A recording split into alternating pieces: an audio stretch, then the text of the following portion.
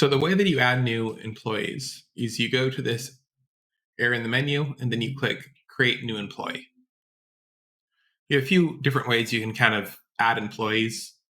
So you have this basic form where you can put a name like Tom Jones and then put in their email.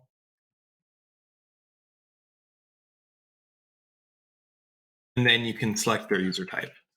Admin will have a lot of permissions. They'll be able to do pretty much anything. And normal will just be able to view data and add their own type of data.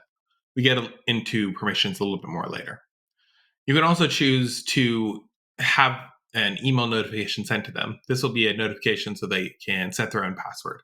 So if you're adding your users and you want to set up some stuff before you have them go into the system themselves, then you're going to want to make sure this is still clicked off. Otherwise, click it on, they'll get that email. So you also have, in addition to these fields, which are all of the required fields, you also have this full form. So in here, you can add their position, their division, their birthday, all sorts of HR data that is important for the system and important for you in dealing with that employee. But it's not mandatory. So to keep it simple, you can just put this information in. Additionally, if you want to do it in bulk, you can download this template here.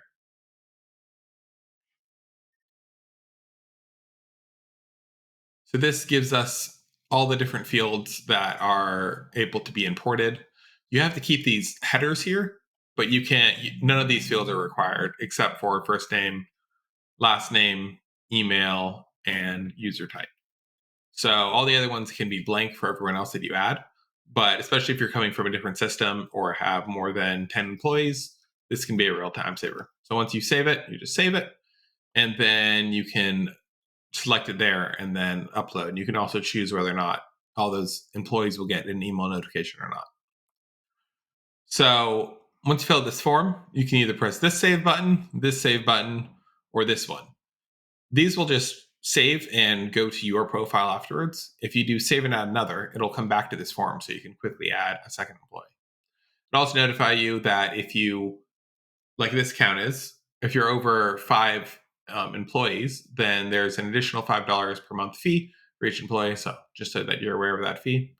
And then that employee has been added successfully. Now I can add another one. If I go to the employees list, you can now look in here. And this employee wouldn't be active yet. So it's added, but it's not active. So going over here, you can then choose to activate without emailing the staff, or you can send the activation email link. This is the same email that would have gone out had you clicked the button when creating, or the checkbox when creating that employee. But you don't need to do that now. You can just go over here, activate without emailing staff. And then if you now want to add them, there's another video that covers the different ways to set the password. But one of the easiest ways is just to change the password or to click on send new password link to that employee, and they'll be notified there and be able to set the password so they can log in. And that's how you add employees in HuManagement.